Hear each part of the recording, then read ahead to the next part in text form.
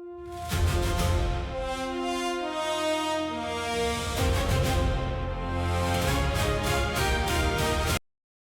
open your eyes before the sun does. The longhouse is dark and cold. Smoke still drifts from last night's fire. Around you, a dozen men sleep on fur-covered benches. The smell of dried fish and wet wool fills the air. It is the 9th century, somewhere on the coast of Norway. You are a Viking. You sit up and pull your wool tunic over your shoulders. The fabric is rough against your skin. You lace your boots slowly without hurry. Outside, the wind is already moving. You push open the heavy wooden door. The cold hits your face like a hand. The sky above the fjord is deep blue, not yet light. The longship sits at the water's edge, dark and still. She is called Serpent of the North. You built her plank by plank over 2 winters. You walk down to the shore and place your hand on her hull. The wood is cold and wet with dew. She is ready. Behind you, the village begins to wake. A woman stirs the morning fire outside a low stone house. Children chase a dog between the huts. An old man sharpens a blade without looking up. You go back inside and eat standing up. Dried fish, hard bread, a cup of water mixed with sour milk. It is not a pleasant meal. You eat every bite. The other men are moving now, pulling on armor and gear. You lift your chainmail byrnie from its hook. It weighs as much as a child. You put it on anyway. Your round wooden shield leans against the wall. You painted it yourself, red and black, a wolf's head in the center. You sling it across your back. Your axe goes into your belt.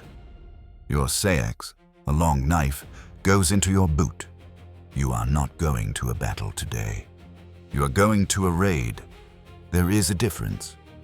The crew gathers at the water without being called. 14 men, all of them known to you. Some are brothers by blood. Most are brothers by choice. You push the Serpent into the water together. The cold seawater floods over your boots. You don't flinch. You climb aboard and take your oar. The rhythm starts immediately. Slow, powerful, together. The fjord opens up before you like a road. The mountains on either side are still dark. Somewhere above, an eagle circles without sound. By midday, the coast has changed. The cliffs are lower here and green. A monastery sits on a rocky headland above the sea.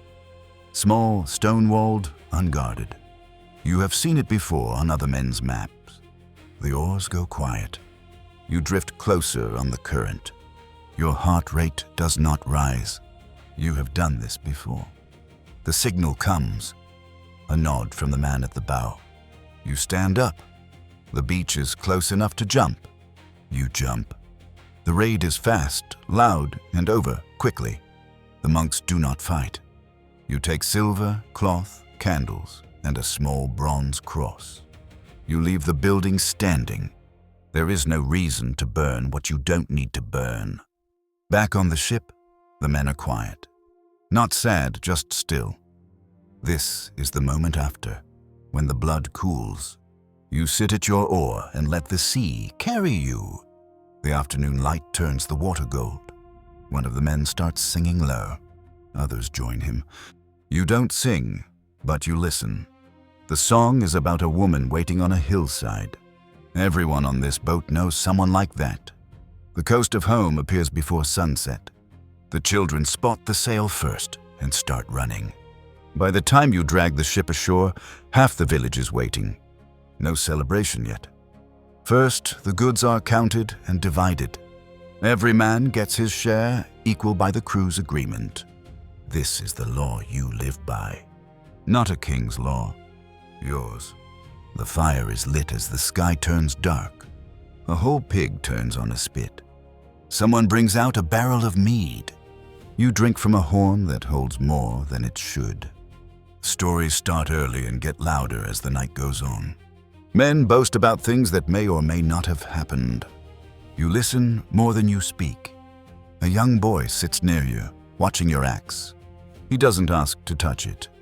You hand it to him anyway. He holds it with both hands, wide-eyed. You remember being that boy. The fire burns low. The mead is gone.